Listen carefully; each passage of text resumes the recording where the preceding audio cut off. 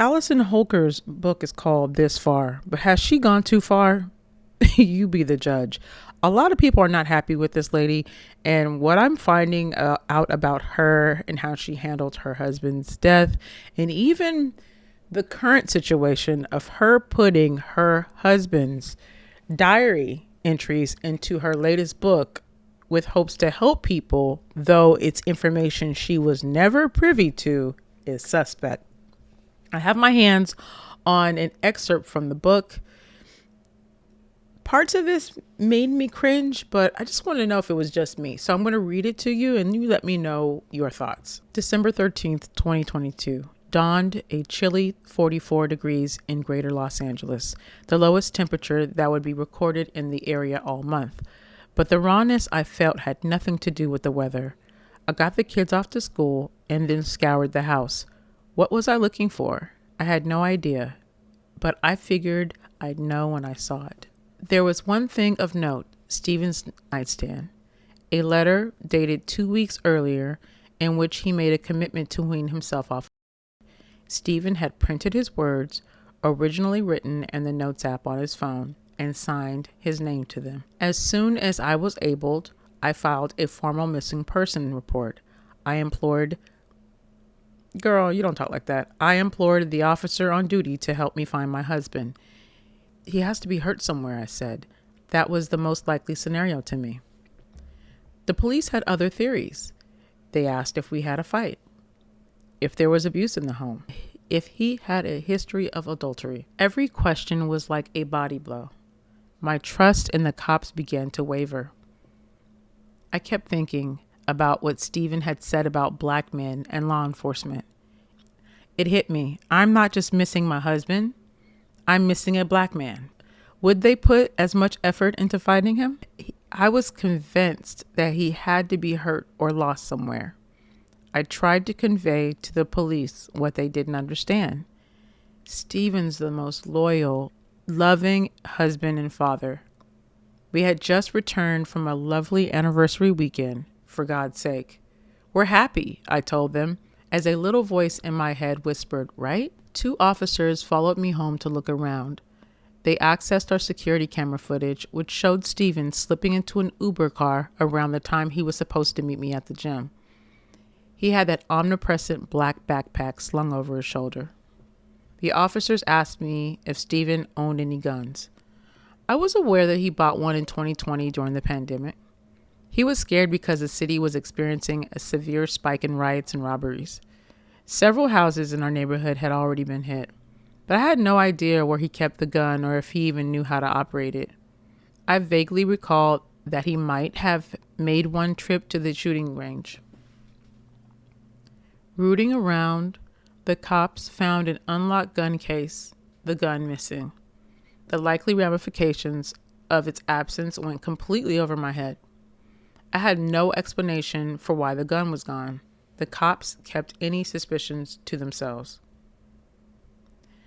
At a friend's suggestion, I started calling recovery centers within the radius created by the police.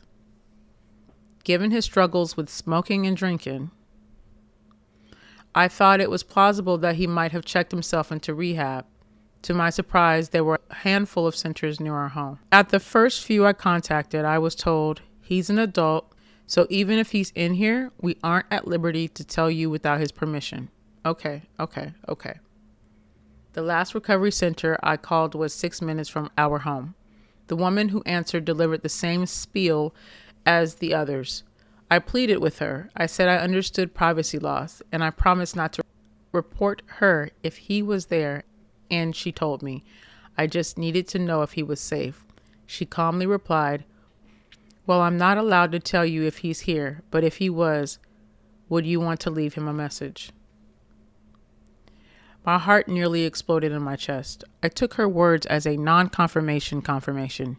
Yes, I said. Please tell him I love him so much, and I'm so proud of him for making this choice.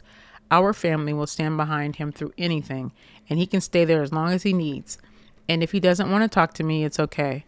I'll never judge him, and I'll be here for him whenever he's ready to resume contact. I began calling friends and family to say I'd found Stephen, that he was safe. I ran outside to the front yard to catch the cops, who were standing near their parked squad car.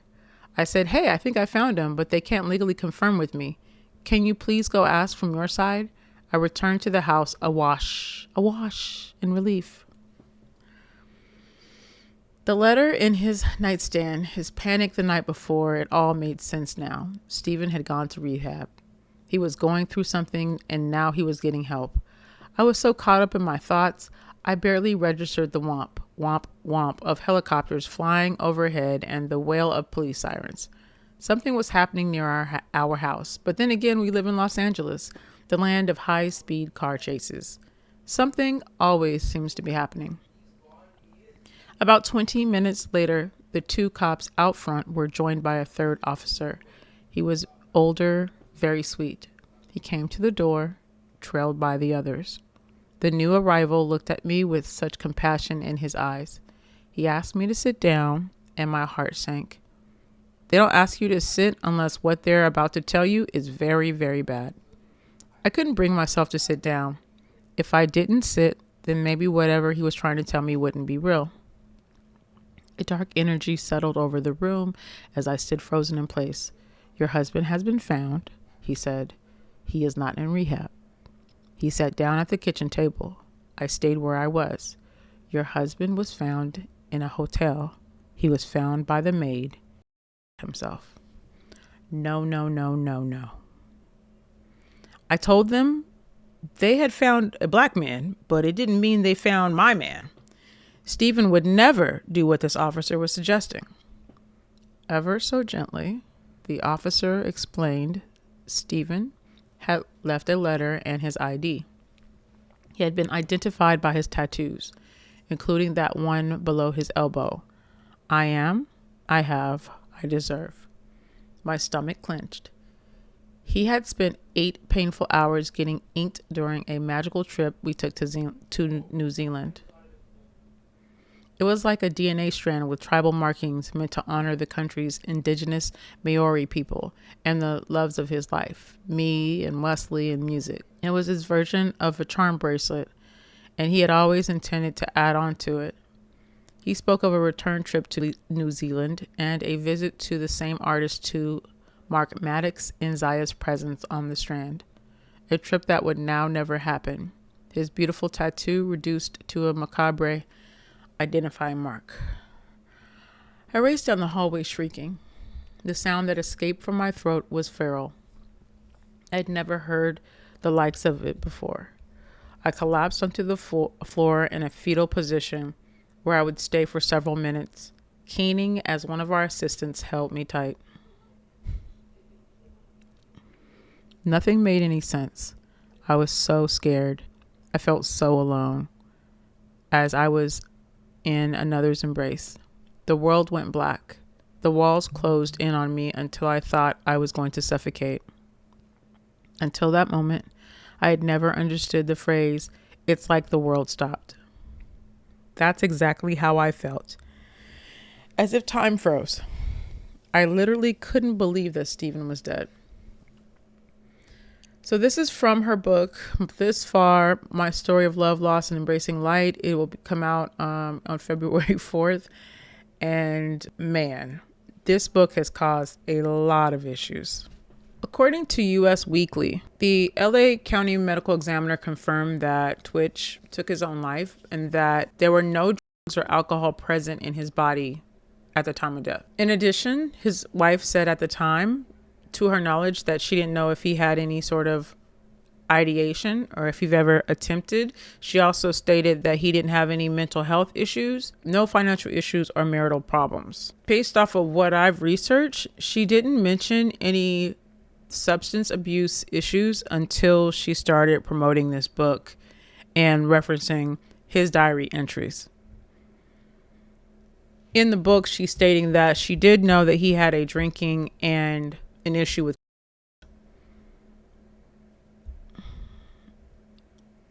Then why would she not state that to the officers a year ago when she was frantically looking for him? People magazine, she said she found a cornucopia of drugs hidden in a shoebox after his passing. Though she didn't mention what types of they were, she did mention the usage, saying that he would go to the guest house and smoke or drink after their children were asleep. She didn't even know that this existed, according to her, allegedly, until she went to go find an outfit for his funeral. So that had to be days later. So it's extreme pop-up surprise situation that he had an abuse problem. But she already stated that he did have an abuse problem, having written the note, wanting to get help for his addiction.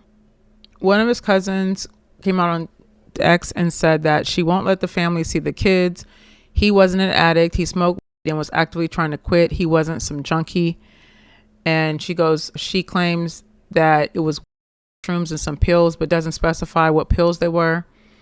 And weed and shrooms, I get we may have a different opinion on it, but she's framing it like he did or something like that. Most of the people that I know that use shrooms, especially here, are using it for spiritual enlightenment or microdosing to help with their depression and anxiety. Not stating that his usage was anything, but there's a community of people here that use for medicinal purposes.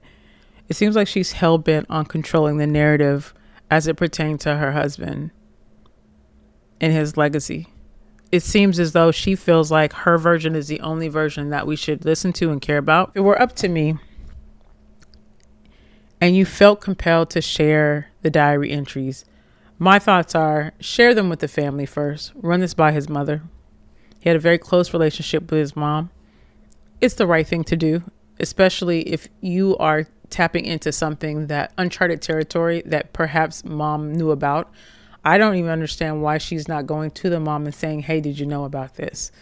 It's clear that their relationship is fractured, and the problem I think most people are having is you're forthcoming with some details and shady on some other details. If he wrote secrets in this diary, there's no doubt that he wrote some stuff about her. I bet you we won't hear one negative thing that he spoke about her in that book. I bet you there'll be nothing. And her account of that last day and what she said was like the best version of herself. I don't know her personally, but I doubt that she was that positive. Oh, he loves us. He cares about us so much. She said in her interview that he didn't tell her the truth about what he was going through because he loved her so much. Where is the evidence of that? That is your perception. The fact that you give us an answer for everything that he does it's a red flag. And I've read in some spaces that said that he was wanting to have a more quiet life. He wanted to kind of ease off of social media and have a normal life. And that she had a problem with that because she was getting attention from being there with him doing the stuff that they were doing.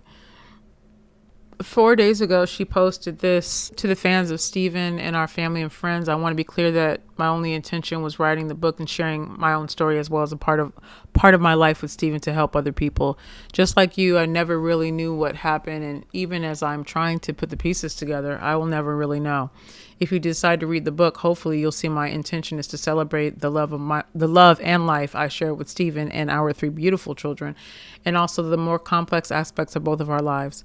I hope that by sharing our full story, maybe I can help someone else who might see themselves or loved one in Stephen. And sharing, I hope that maybe they can catch some red flags that I missed before it's too late.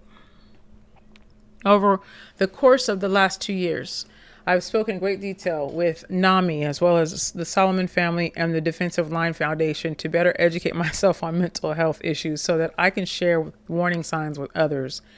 All of my proceeds from this book are going to fund the mental health focused foundation I started in Stephen's honor, Move of Kindness. So all this money is going to her own foundation. She still has to pay herself as being the CEO or whatever of this foundation. Basically, she's going to take the money and she's going to put it in this hand. Never seen a fumble like this. This is a PR nightmare. You could tell your own story. You could talk about that crazy night in Salt Lake City when you got arrested. Or whatever. I'm just saying, like, this is, from a PR perspective, the best thing she could have ever did was stay quiet and then move on. Even the love of my life thing, people are going to have something to say about it. Well, why should she? Why should she? And she don't have to do anything, but she's a public figure. It's just different ways to approach things. And you want your reputation to be good overall. So that's a good reason for you to lead in a certain way. I just want to be myself. Be yourself and do it the way you want to do it. And this is the fallout of you doing life the way you want to do it. This is absolutely a mess. I feel like I'm a mess the way that I reported it. I don't even have, was it a conversation or did I just throw a whole bunch of stuff at you? I don't know. I feel like, whoa. Right? With that being said, that's enough of this. All right, y'all. Bye.